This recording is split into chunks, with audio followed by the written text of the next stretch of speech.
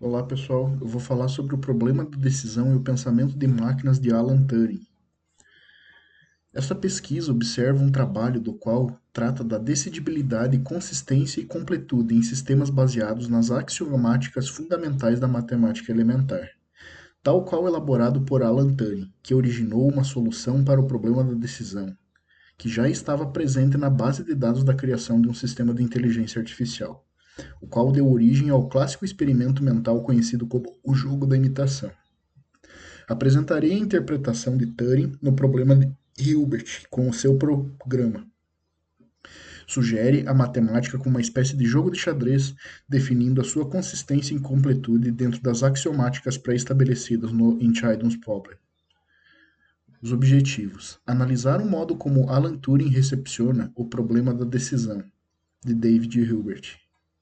B. Analisar a relevância do problema da decisão para a formulação do conceito de pensamento de máquina segundo Alan Turing. C. Analisar a relevância do problema da decisão para a formulação do conceito de máquina pensante segundo Alan Turing. D. Descrever o modo como Turing propõe a solução do problema da decisão em Entscheidungsproblem no contexto de sua formulação de jogo da imitação. Revisão de literatura. Esta pesquisa consistiu em um estudo bibliográfico, isto é, pretende-se analisar os dois textos centrais de Turing. O Uncomputable Numbers with Application do The Entscheidungsproblem de 1936, que trata do problema da decisão Entscheidungsproblem, e o Computing Machinery Intelligence de 1950, que trata do jogo da imitação no que se refere ao produto que resultará dessa pesquisa. Propõe-se a publicação de um artigo em revista científica sobre o assunto, bem como a formulação do pré-projeto de mestrado. Todas as leituras foram transcritas em formas de fichamento e resenhas, que foram utilizadas como um recurso metodológico para análise do estudo em questão.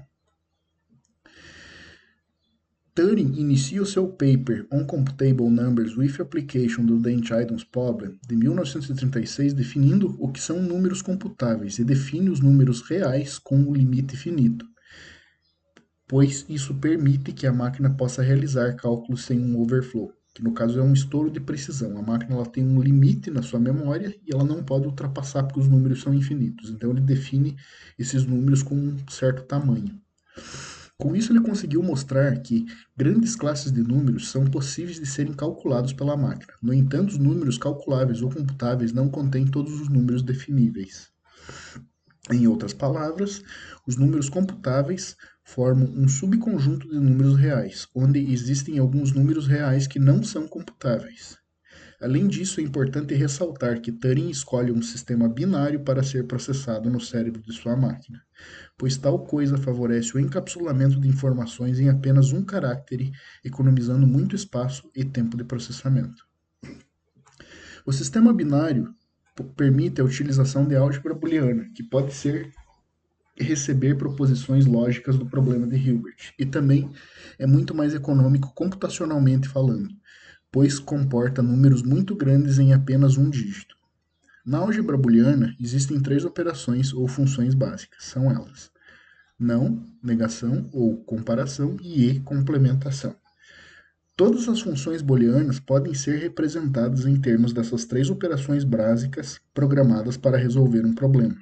Na lógica booleana, o zero representa o falso, enquanto o 1 representa o verdadeiro. Como isto, nasce a nomeação digital de dois dígitos. Foi uma decisão inteligente, pois na forma como se monta os neurônios de inteligência artificial também são utilizados os circuitos digitais booleanos. É nesse sentido que, dentro do sistema binário, nós encontramos as operações elementares que contêm o segundo problema da inconsistência de Hilbert. O trabalho On Computable Numbers with Application do The Entscheidungsproblem de 1936 de Alan Turing foi desenvolvido em três partes, onde a primeira se ocupa com os números computáveis e o próprio funcionamento da máquina de computação. A segunda parte já se ocupa do desenvolvimento de uma máquina universal capaz de colocar à prova ou resolver qualquer problema de lógica.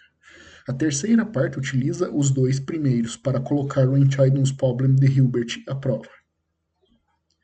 Assim, as mudanças de comportamento poderiam ocorrer dentro das configurações das várias operações que a máquina consegue atender, com todas as operações elementares pré-estabelecidas. Conforme o processamento se dá dentro dessas N configurações, a máquina passa a tomar uma nova decisão de como lida com os dados processados anteriormente, podendo decidir qual será a nova configuração para devolver os dados posteriores processados em nova informação. Através dos números computáveis, Turing aplicou em sua máquina essa axiomática de Hilbert para processar tais cálculos. Assim, ele deparou-se com o problema da decisão, que não encontravam resoluções efetivas para os problemas abordados. Foi então que ele ampliou os estados que a máquina poderia operar em cima dos problemas definidos, inserindo dados de configurações juntos ao problema escrito na fita de leitura, permitindo a migração para outros estados de processamento com parâmetros diferentes do primeiro, onde encontrava certa incompletude e inconsistência.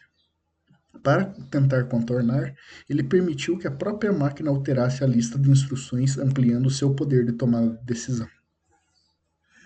A máquina se autoanalisa em seu funcionamento, pois cada vez que ela encontra uma inconsistência ou incompletude, ela aciona uma nova N configuração para que não entre em loop infinito.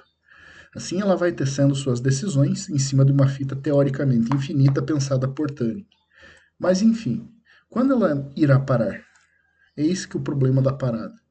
É indispensável percebermos que Turing criou uma máquina tal que, independente da natureza, da complexidade do programa processado, com suas N configurações, ela sempre irá encontrar uma forma de afetar o algoritmo do problema processado.